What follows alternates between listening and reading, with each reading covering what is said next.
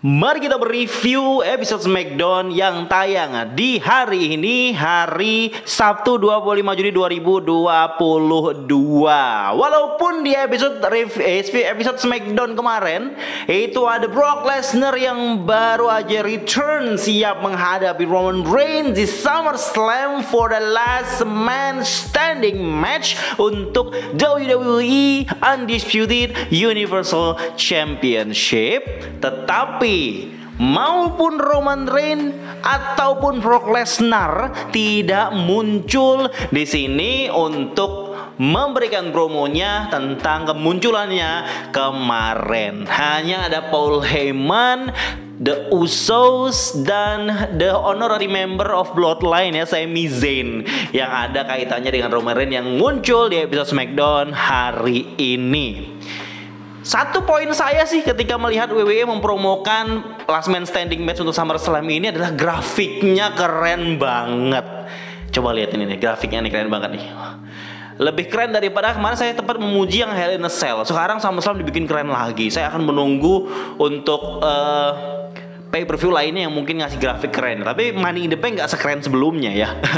Oke, kita mulai aja langsung untuk mereview episode SmackDown hari ini. Buat yang telah menunggu-nunggu ya, kita mulai dari awal, di mana Drew McIntyre yang memulai entrance-nya untuk memulai episode SmackDown hari ini, di mana dia promo kalau dia punya rencana untuk memenangkan Money in the Bank contract yang dia tunjuk yang ada di atas menggantung selama 1 bulan ini. Dia berencana menang dan cash in ke Roman Reigns atau Brock Lesnar yang menang di match di SummerSlam begitu ya. Dan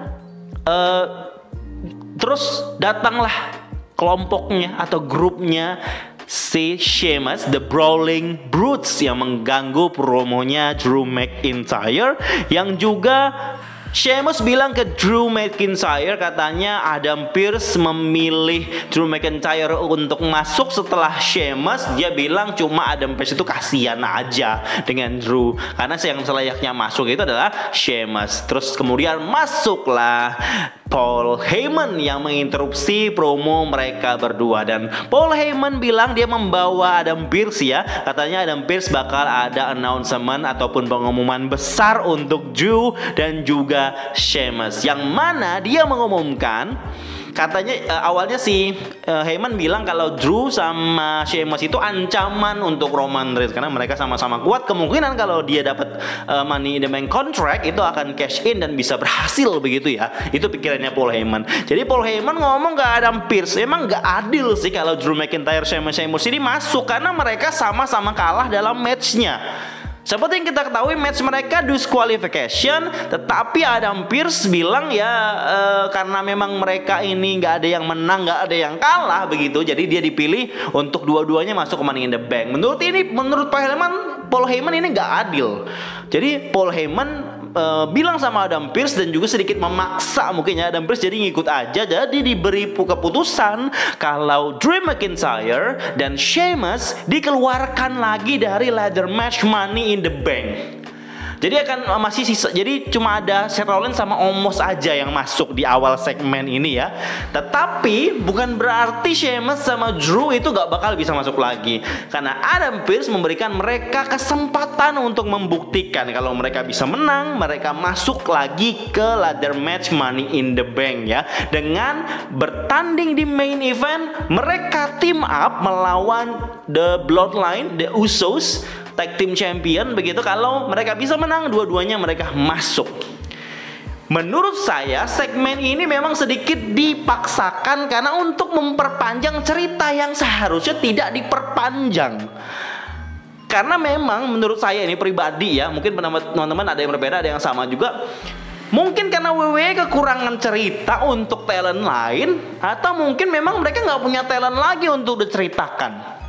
Jadi mereka keluarkan Sheamus sama Drew, terus masukkan lagi di akhir ya. Kita tahu kalau di akhir mereka menang dan mereka masuk lagi begitu. Terus apa intinya cerita sepanjang ini hanya untuk mereka dikeluarkan dan dimasukkan lagi begitu. jelas sekali kalau ini diperpanjang ya, karena mungkin nggak ada ide cerita lain yang bisa menyangkut talent lain. Atau aja kasih kesempatan Viking Raiders untuk lebih lama lagi untuk memberikan returnnya, memberikan impresinya setelah return. Pasangannya Garcia sama Humberto ini, apa namanya lupa saya, mungkin bisa dikasih lebih banyak kesempatan itu. Terus saya lihat di belakang layar juga ada Drew Gulak, tapi saya nggak tahu lah. Inilah mungkin caranya WWE, krunya SmackDown untuk membuat pertandingan main event ada yang dipertaruhkan, sesuatu yang besar begitu, kesempatan untuk bertanding di ladder match Money in the Bank. Agak kesal saya mungkin kalau yang menang Money in the Bank bukan Drew atau bukan Sheamus, karena perjuangan mereka lebih bisa dibilang agak double di sini ya untuk menuju ke ladder match ini sendiri gitu loh. Salah satu dari mereka, Drew McIntyre dan Sheamus ini, tidak ada yang menang dalam Money in the Bank ladder match. Untuk apa cerita ini? Kita lanjut lagi. Langsung segmen berikutnya adalah pertandingan kualifikasi Money in the Bank Men's Ladder Match, yaitu the honorary member of the Usos and Bloodline Sami Zayn melawan Shinsuke Nakamura. Ini match lumayan oke, lumayan keren. Kesempatan Shinsuke dan juga Sami Zayn sama-sama besar di sini. Mereka memberikan pertandingan ataupun tontonan yang menarik yang membuat kita terhibur dengan standar dan level mereka yang memang bisa dibilang cukup tinggi ya untuk membuat untuk bertanding dalam sebuah match, walaupun ini hanya episode SmackDown saja. Dan menarik ketika memang Sami Zayn berhasil masuk ke Money in the Bank ladder match ini. Sami Zayn menang, otomatis Sami Zayn ini bisa dibilang jadi perwakilannya Bloodline dalam Money in the Bank ladder match ini. Sempat ada promo setelahnya kalau sempat si Kayla Braxton ini, reporter di belakang layar itu ngomong ke Sami Zayn, terus kalau kamu menang kontrak Money in the Bank, kamu akan cash in ke Roman Reigns. Terus Sami Zayn, jangan bilang itu dulu, jangan ngomong itu dulu katanya, santai dulu gitu. Jadi nggak ada urusan untuk itu dulu. Sampai di segmen berikutnya lagi sih, Paul Heyman diwawancara, Sami Zayn sudah berhasil lolos. Terus Paul Heyman sedikit mempertanyakan Sami Zayn gimana nih. Sami Zayn bilang, tenang Paul Heyman, katanya dia tidak akan pernah cash in ke Roman Reigns. Dia bilang gitu. Tapi saya kemungkinan akan cash in ke Brock Lesnar. Terus Paul Heyman menatap Sami Zayn. Berarti kalau dia bilang dia mungkin cash in ke Brock Lesnar, ada kemungkinan Brock Lesnar bakal bisa menang undisputed title. Gitu. Ini mungkin Paul Heyman ngerasa Sami Zayn merendahkan Roman Reigns, the tribal chief. Gak boleh tribal chief direndahkan itu kesalahan besar itu. Dan yang jelas ini jadi intrik tersendiri ketika Sami Zayn masuk ke dalam ladder match ini, dimana dia punya kesempatan, punya kontraknya. Walaupun dia bilang ke Paul Heyman kalau walaupun nanti saya dapat briefcase, saya nggak akan cash in ke Roman Reigns. Nggak akan percaya begitu saja dong. Ini salah satu contoh yang membuat Money in the Bank ladder match tahun ini jadi lebih menarik karena ada intriknya Sami Zayn. Jadi makin susah untuk memprediksi siapa yang menang untuk ladder match Money in the Bank ini. Sami Zayn intriknya ada, Drew sama Sheamus intriknya juga ada. Mereka sama-sama kuat, apalagi Seth Rollins. Ya nggak mungkin kayaknya untuk detik ini yang sudah masuk itu Omos ya. Berarti setelah Sami Zayn masuk, berarti tambahannya Sami Zayn, Seth Rollins dan Omos. Untuk Drew sama Sheamus di akhir match main event dia sudah masuk ya. Tinggal berarti 2 orang lagi yang akan dimasukin mungkin di episode Raw ataupun episode SmackDown minggu depan. Lanjut kita ke segmen berikutnya di mana pertandingan harusnya ya, tapi hanya jadi promo begitu ya. Malah jadi joget-joget begitu. Ini melanjutkan ceritanya New Day yang feud dengan Jinder Mahal dan juga Shanky yang memang berganti karakter menjadi orang besar yang suka berjoget. Ini hanya bagian segmen komedi menurut saya ya. Shanky yang jadi orang yang tadinya seram menjadi yang tukang joget organ tunggal ya. Sempat sedikit Jinder Mahal melarang gitu, marah. Terus Shanky ngerasa Jinder Mahal menghalangi dia. Akhirnya Jinder Mahal meninggalkan Shanky lagi. Dan akhirnya Xavier Woods dan si Kofi Kingston itu mengajak si Shanky berjoget. Ketika berjoget, return lah yang sudah diinfokan di 2 minggu lalu. Seminggu yang lalu juga Viking Riders muncul di layar. Ada mereka, ada fotonya. Terus di belakang mereka muncul langsung menghajar yang ada di atas ring. Dan The Viking Raiders sudah return di episode SmackDown hari ini. Sempat mereka ada promo juga ya setelah beberapa segmen belakang.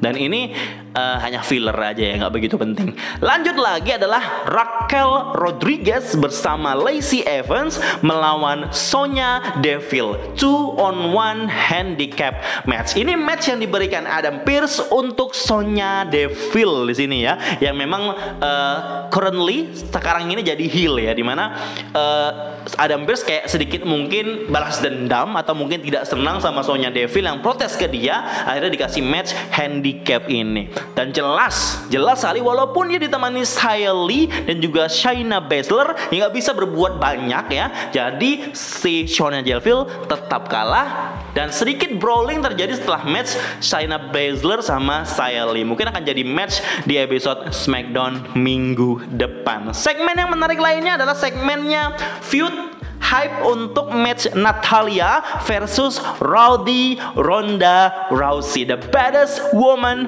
on the planet. Ketika muncul entrance musiknya pertama, muncul Natalya yang berdandan persis seperti Ronda Rousey. Anyway, di episode SmackDown ini kayak ya kita tahu lah tipikalnya WWE yang beberapa kali mengulang sebuah segmen atau konsep segmen yang memang sudah pernah dilakukan sebelumnya. Tetapi memang ini cukup efektif untuk menghidupkan suasana, membuat hype matchnya jadi lebih terasa. Kita tahu di sebelum WrestleMania Kevin Owens berdandan selayaknya Stone Cold karena akan melawan Stone Cold. Pernah juga The Miz berdandan selayaknya The Rock karena ada feud dengan The Rock. Kali ini Natalya melakukan hal yang serupa. Dia bawa stroller yang memang sedikit menyindir jiwa keibuannya Ronda Rousey begitu. Sedikit segmen dia selayaknya berperan seperti Ronda Rousey yang mengaku kalah dari Natalya, mengaku sharpshooter lebih kuat daripada kuncian tangannya yang dimiliki Ronda Rousey begitu. Jadi kayak dia mengakui dia sebagai Ronda Rousey. Terus dia muncullah Ronda Rousey yang beneran, yang memang mengejek apa yang sudah dilakukan Natalya. Dia bilang semua yang sudah Natalya lakukan selama karirnya, yang paling membuat dia signifikan adalah ketika dia memakai kostumnya atau berdandan seperti Ronda Rousey di malam ini. Sebuah shot ya yang membuat mungkin Natalya sedikit tersentak dan juga penonton di sana langsung bersorak ya dengan apa yang diucapkan oleh Ronda Rousey. Sempat sedikit mereka, mana strollernya juga dipakai untuk memukul Ronda gitu dari Natalya. Akhirnya Natalya kabur. Ada sindiran juga untuk ya itulah ya. Yang jelas di sini menguatkan lagi untuk feudnya Ronda Rousey melawan Natalya for the SmackDown Women Championship.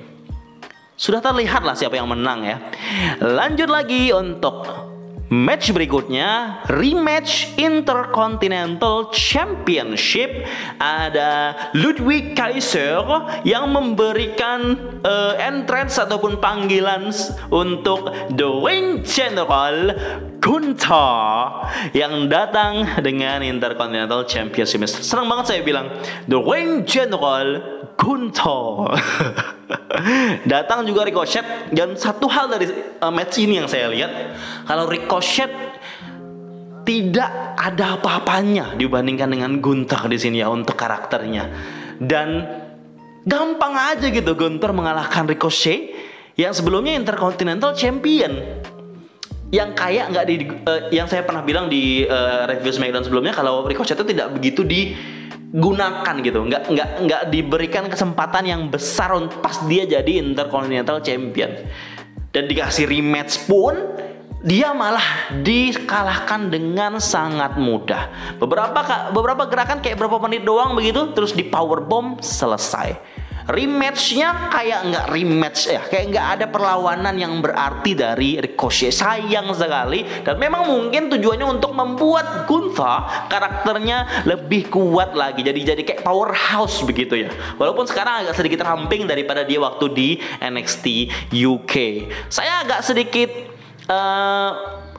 merasa karakter Gunther dengan Intercontinental Championship seperti yang saya bilang kemarin itu lengkap gitu dan kuat jadinya ya. Setelah dia dengan Ricochet ini akan sama siapa lagi lawannya? Apakah orang yang lebih kecil lagi atau mungkin bahkan orang yang setara? Tetapi kita harus tahu kalau Gunther itu orang baru di main roster, jadi dia butuh waktu cukup banyak ya untuk membuktikan skillnya yang terus berkembang dan juga feud ke depannya yang harus dipasangkan ataupun dilawankan dengan orang yang bisa mensupport dan juga membantu dia untuk bisa berkembang di brand SmackDown. Lanjut, Shotzi melawan Aliyah. Ternyata di cancelnya, ternyata sudah direncanakan kalau Shotzi versus Aliyah, tapi di cancel. Padahal sudah ada intrik-intrik sebelumnya karena Aliyah kena cedera dan digantikan oleh Tamina. Sudah jelas Shotzi bisa memenangkan match ini.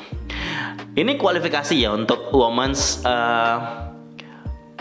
ladder match untuk Money in the Bank.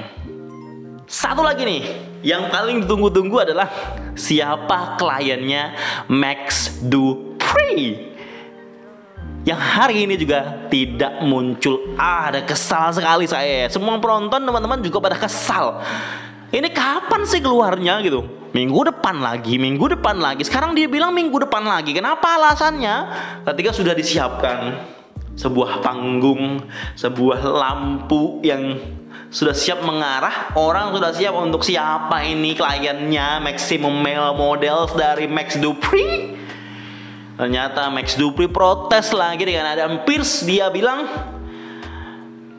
dressing roomnya nggak cocok, kurang fasilitas, nggak sesuai dengan yang dibutuhkan oleh kliennya Max Dupri. Ini bukan monster, mereka ini model katanya. Orang ini model, klien dia ini model katanya. Harus ada fasilitas yang dia inginkan.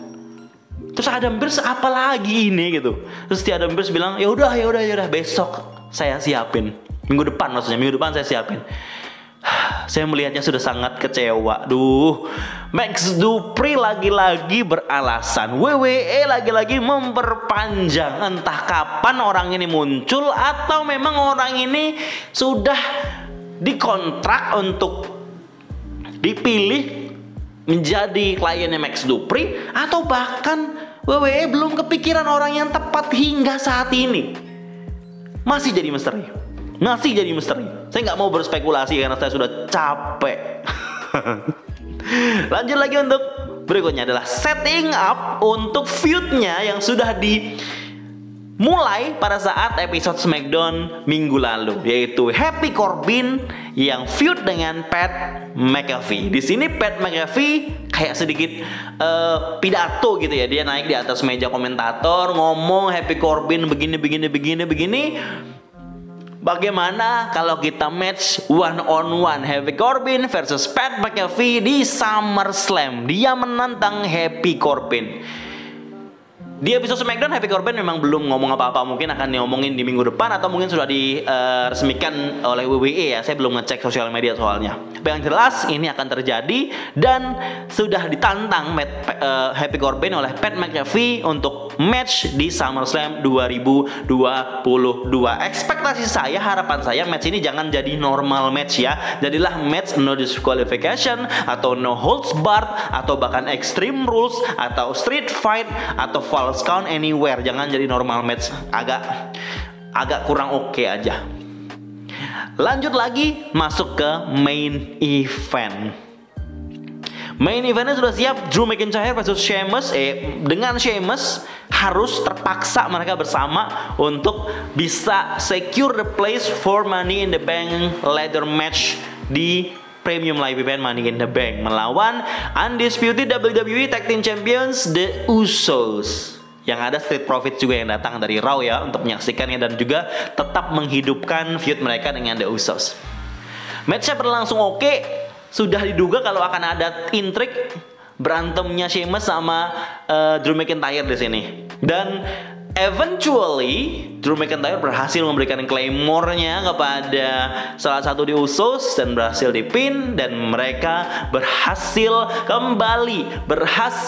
mendapatkan spot yang mereka sebelumnya sudah masuk, yaitu member yang akan bertanding di Money in the Bank ladder match for the briefcase that has a contract, di mana dia bisa memilih untuk melawan atau menantang title championship kapanpun dan dimanapun.